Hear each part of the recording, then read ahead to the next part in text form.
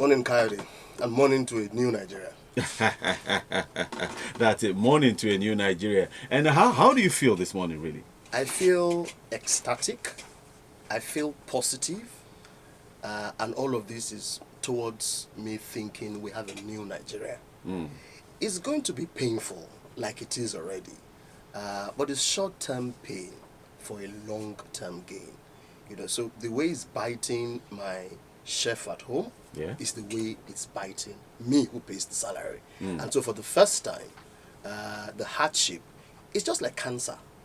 So cancer hits anybody, whether the rich, the poor. So it's like cancer. It hits everybody. This one is hitting everybody. And I think for one, I'm excited about it because I know it's a journey and it's a journey onto something greater. All right, for clarity, you're excited it's hitting everybody. Yes. Why is that? I'm excited it's hitting everybody because it means there's going to be a pragmatic, a practical, and a permanent solution to it. Now, when you are in a bourgeoisie environment, an environment where it's all about capitalism, where the rich gets richer and the poor gets poorer, policies such as this are never drilled to the very bottom. So sometimes it's just considered at the very top, for the benefit of a few. Subsidies is not, we're not just discussing subsidies for the first time. And so when people started agitating, I thought to myself, maybe we're just at the end of it because it's now hitting on everybody. And when you look at your per capita income, it hasn't changed. When you look at the revenue of government, it has not changed.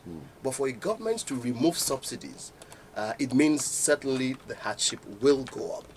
But I think I'm also happy that it's a government who can take bold decisions because you need a bold decision to create a new Nigeria. Let me give you one example. Okay. In the UK, those who live in the UK will tell you that between, I think, February of last year and February of this year, the economy in the UK was so tough that people could hardly, or they were struggling to pay their electricity bills.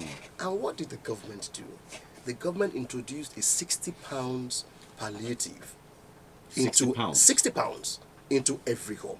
So whereas your monthly bill would have been around 250 or thereabout, you started paying 190 or sometimes 180. February of this year or March of this year, all the local councils or boroughs, they wrote letters to everybody to say, look, government is stopping that 60. And the reason for that was, look, I've given you 1 year to support you. Within that 1 year, I've also put in place a few things to try and shore up the economy, which is what most people would like to hear. And so at the end of 12 months, the government felt that, look, looking at the economic indices, things appear to have improved.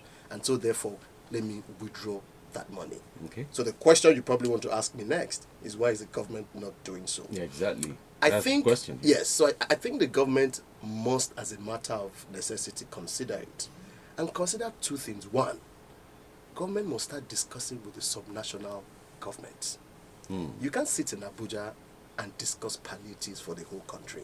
And this was why the conditional cash transfer scheme of a former president, Bola, did not succeed as much as people expected it to, because it was controlled from Abuja across the country. That's difficult. But when you work with the subnational, and the governors must cooperate, it's a national crisis. And so when the governors cooperate at that level, and let's now drill down, what is the level of cooperation I'm talking about? The federal government must sit with the state governments and still introduce palliatives. What sort of palliative? I'm not talking about putting 5,000 in people's accounts. No. We had a life before all of this. Yes. So state governments should start introducing buses that the prices are going to be subsidized at the state government level. Okay. If you have a car, it means you can afford to buy petrol. Cut consumption. Those are the two immediate things we must. So what NLC is screaming about and everybody is worried about, I don't see it. It's too much on necessities. Introduce buses at reduced rates. People can go about their normal lives. So all the 1,000 naira hike. Everything will. Now, if you have a car, Yes. then cut consumption. Okay. And that way, we all get back to our normal lives. Let this new administration, focus on what is there to do.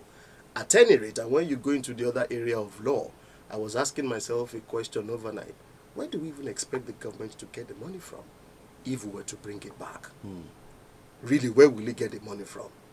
Is he going to introduce a new budget or a further appropriation? Or do you want to say he's going to via? You need to borrow. He has to. He can even via. Okay. So it's called viament. What you have a budget already, which you voted maybe 2 billion for agriculture. You can move the 2 billion from agriculture into something else.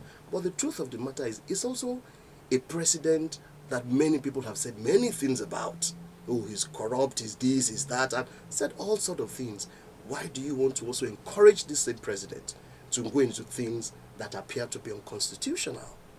And the man has come out to say, look, this thing is gone. All the other candidates, they agree it is gone. Why do we want to force him to taking decisions we will come back and criticize him on later? But a concern that I have is that we say in one breath that we don't have money to continue to fund subsidy. Yes. Yet the NNPC group MD comes out to say even the amount that we appropriate for this, we don't even have money to pay that, to fund that. Now the major question is this, that the removal of subsidy, really, do we even have the money we're paying for subsidy for us to say, okay, now that we've removed subsidy, we can divert that money into other things? We don't have that money. That's what it appears. So really, what are we saving? All right. So the way subsidy works is different from incentives, is different from discounts. So subsidies is, I take money, I put in your hands to reduce what you would have spent buying. So let me take under Jonathan's regime, for example. We're buying fuel at 65 naira per litre.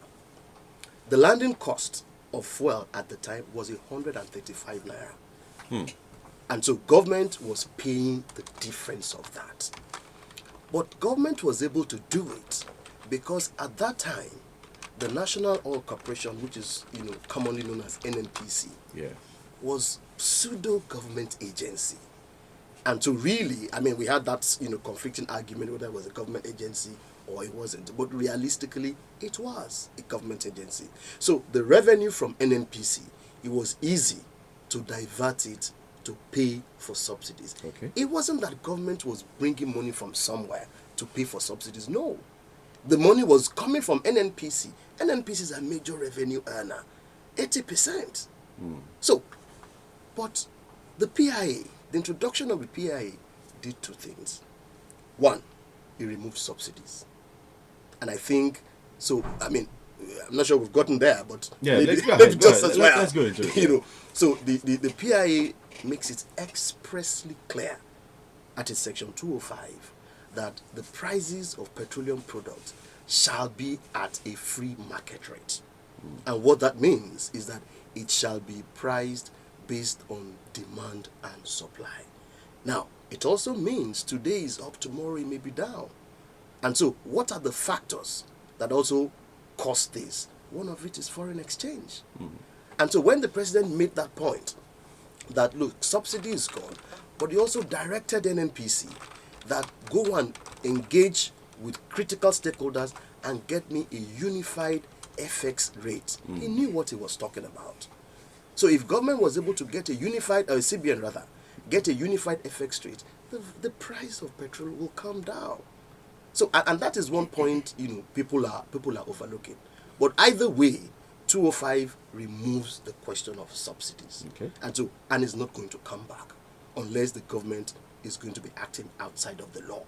And I must say respectfully, the Buhari administration did act outside of the law. Because Section 317 of the same act states that it will be only for 6 months.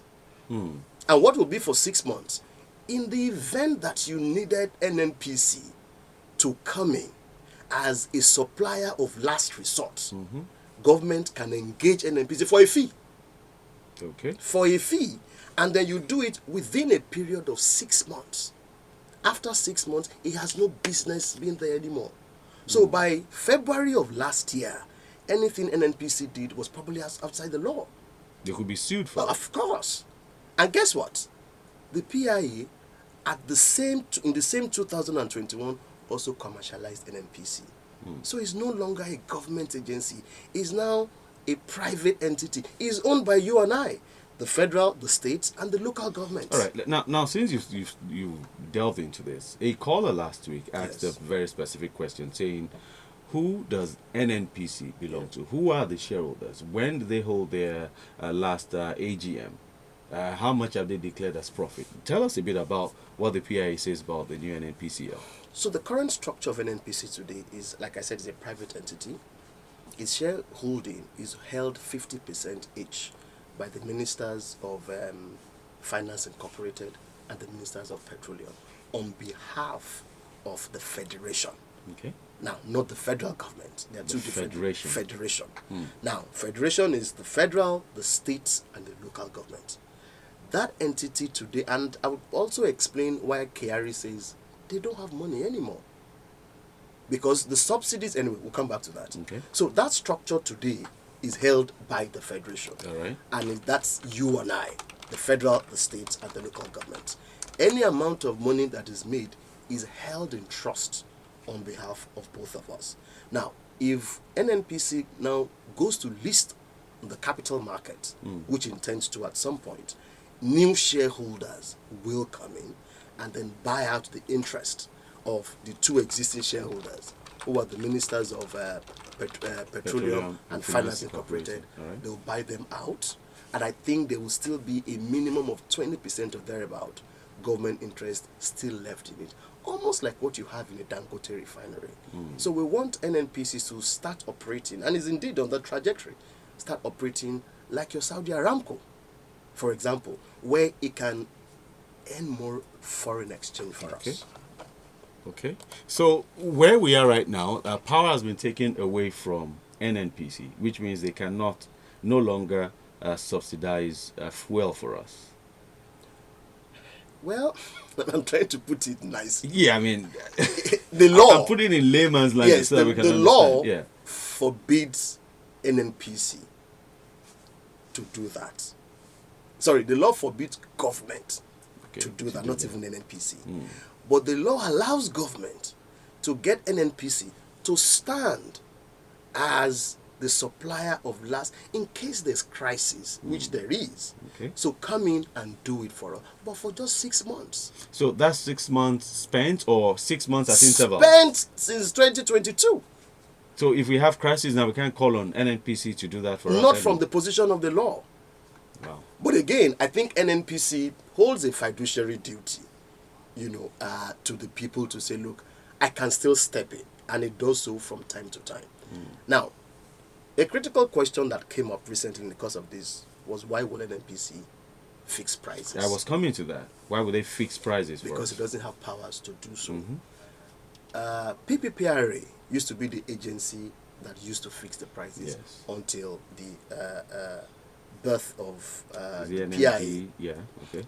Now, NNPC did not fix prices. So what happened? All it simply did was, I am a private player. I'm also no longer under that 6 months obligation. And let me even say something about the 6 months obligation. The idea was for government to pay back the subsidy NNPC was paying. So if you hear the GMD of NNPC saying, I don't have money anymore, what it has been paying as subsidies, which was supposed to be refunded back to it, has not been refunded. And so really, it can no longer afford to pay it. So where will it get the money from? And now, the stock it has had, I think the error there, though, might be somebody came out to say, we have 1 month stock. And that 1 month stock was probably bought at what I've heard argued as a subsidized rate. But the question I will ask you, Nigerians, who is subsidizing what? I've just told you, the real first NNPC is almost like the only importer.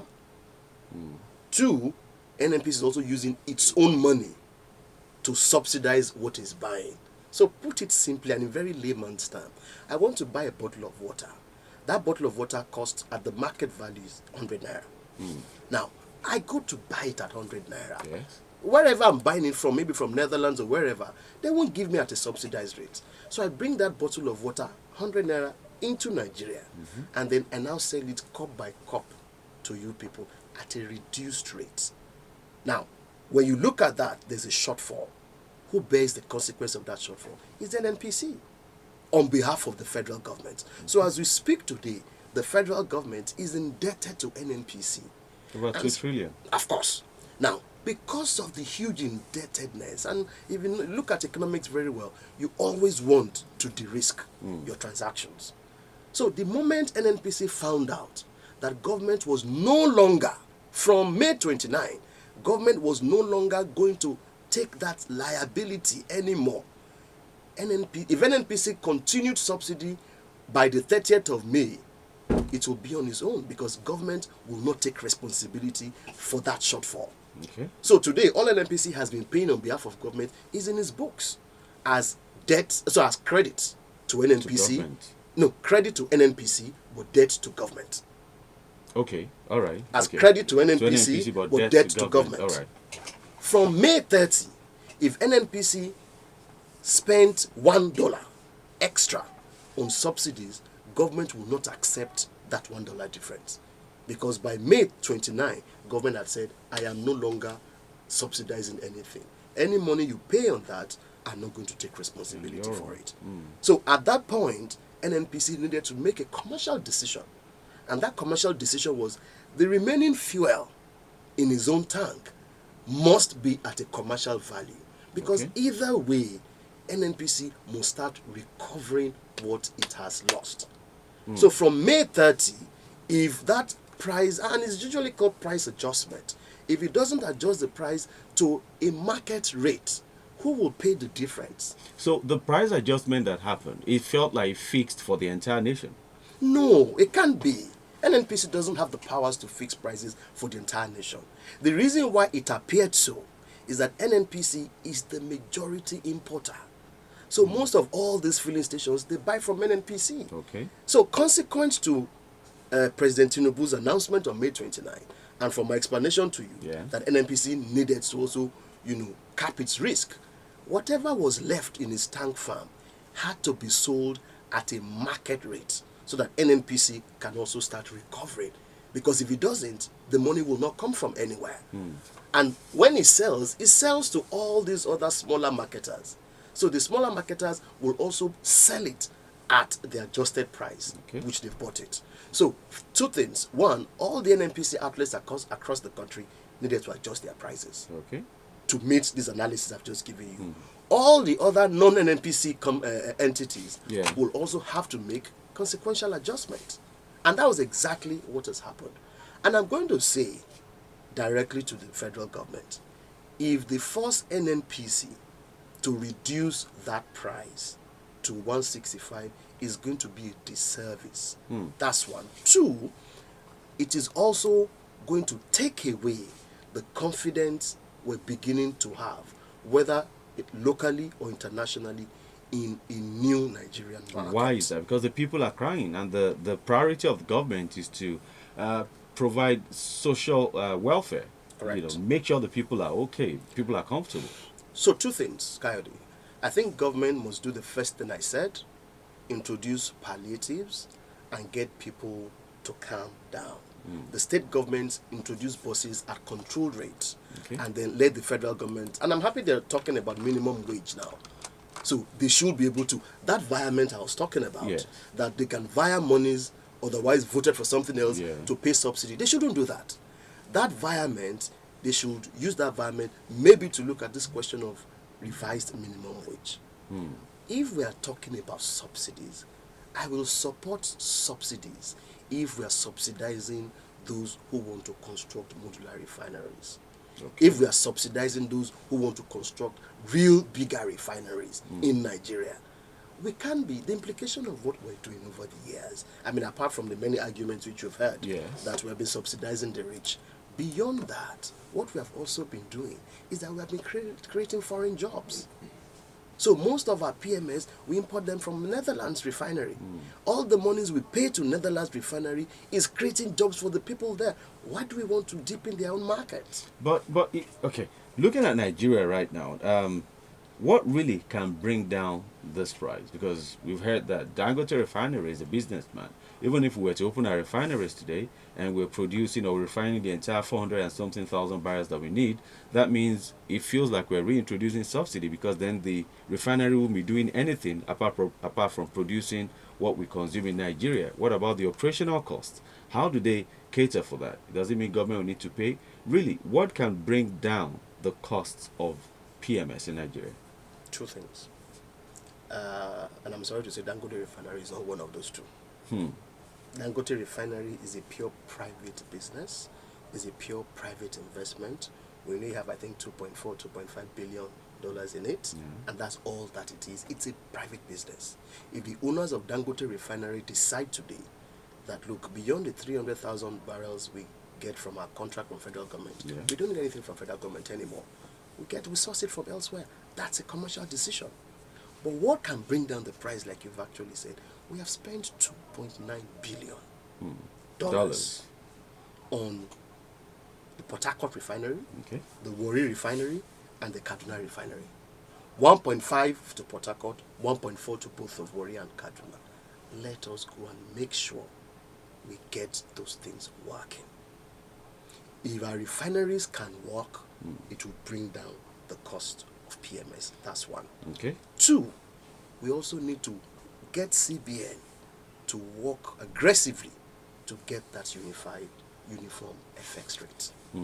To be honest, if we have that uniform FX rate, if you are buying petrol at, exchanging dollars at 600, Dangote will be doing the same. Everybody will be doing the same. And then finally, or thirdly, is that this over-dependence on dollars in the country, I think is something the federal government must also do or consider. And I say so because it's even against the law. Yeah, to spend foreign currency. It's against the law. Yeah. So if you look at Section 20 of the CBN Act, our legal tender is Naira. So let us start thinking like the BRICS countries. Those 4 or 5 countries that have started trading amongst themselves using their own currency. Why is there over dependence on the dollar? And so CBN give us a unified or uniform FX window. Let's work on our refineries and let's start domesticating our trade. And I'm happy that this new federal government, I understand they have a very strong economic team. That's what they should be looking at. We don't need a minister of finance who is an accountant. Go and get an economist who is a minister of finance and let them work side by side with trade and investment and national planning. And then they give instructions to a CBN. That way we can align our fiscal and monetary policies. I once said it on your show before, even before we had all of this crisis.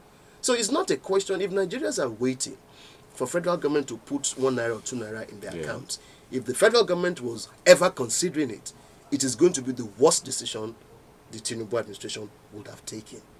It means we're back to where we used to be. It means the president should not have made that statement. You need bold statements from bold leaders to create bold institutions. Great. Now, if we open up the market to allow more people import PMS. Okay, I mean, still considering the fact that we don't have our refineries functioning in full capacity, can that also impact the costs, maybe of at the pump price? I mean, if, for example, one is taken from Netherlands, another one from Belgium, one from Brazil, and the distance between these countries are different, and they get here, can that also affect the cost at the pump? Oh, quite sure. It introduces competition, and so the further the distance, the more you spend on transportation. Yesterday I found out there's a refinery in Cotonou. I never knew before.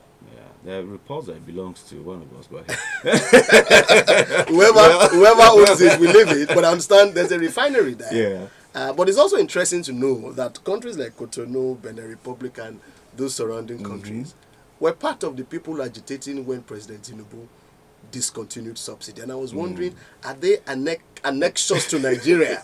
I mean, how is it? So it tells you their problem. So it tells you how much this subsidy regime, has been a disservice to us as a nation. But back to your question, the more players you have, What it means is that it's going to introduce competition. Okay. And just like if you go abroad, whether you go to the US or you go to London, different gas stations have different prices. And so there's some you see £2, 1 pence, you see some £1.95. You pick whichever one you want. But one thing that has done, or one thing it will do, and to be honest, is that we need to reduce our consumption. As a people in this country, and I'm not going to say what the cliche is, we consume what we don't produce. That's not what I'm saying. We consume what we don't need. We buy what we don't need. It's as simple as sometimes you want to buy a carton of water. You want to buy water. Yeah. And you just decide, okay, let me just buy 2 cartons of water because I don't want to come back to the store the next time. Walking to the store is part of exercise. Because the money for that other 1 carton, you can put it elsewhere and use it for something else. So Nigerians need to start understanding how to apportion their resources judiciously. And I think government has no choice now. Now, my only fear, though, is that the National Assembly, the 10th National Assembly, all of this conversation is good, is sweet. I'm hoping we have a 10th National Assembly that is also thinking the way we are thinking. If they don't think the way we're thinking, then we're going to be in serious trouble. Well, so where we are now as a people, subsidy removal has come to stay. We're not going back on it. And the reality now is that we need to, like you said, manage our resources better, and government needs to apply some subsidy in other areas for us. Now, with this said, as a people and as a nation, now we've removed subsidy. Yep. Was the approach to the removal of subsidy, was it done properly? Was it hastily done? Was it calculated? Was it the right time? Because, I mean, this reaction that we're having now, could it have been avoided? That's too many questions in one. Was it done properly? Was it done hastily? And could it have been avoided? I think all of those answers, right, are all encapsulated in Section 205 of the Petroleum Industry Act. Subsidy was removed in 2021. 2021. What President Tinubu did on May 29 was to simply help former President Buhari do what he could not do. There's what is known as post-legislative enlightenment campaign. What I would have thought both the executive and the legislature would have done or should have done upon the enactment of the PIA was to explain this part to us. But there was a lot more focus on NNPC, or the structure of NNPC, who owns NNPC now. I understand it because there's a lack of trust in the country. But most people did not, including NLC, did not focus on the fact that there's a Section 205 there that removes subsidy directly. Of course, it gave us a window. That window was in the unlikely event that there's a need for you to do it, get an NPC to do it. And we didn't take advantage of that window. We didn't take advantage of it. That's one. Two, this outgone administration also, against the law, voted subsidies for 6 months. Against the law. So the 6 months we're talking about was 6 months from the enactment of the act, not just any 6 months from the question you asked me the other time.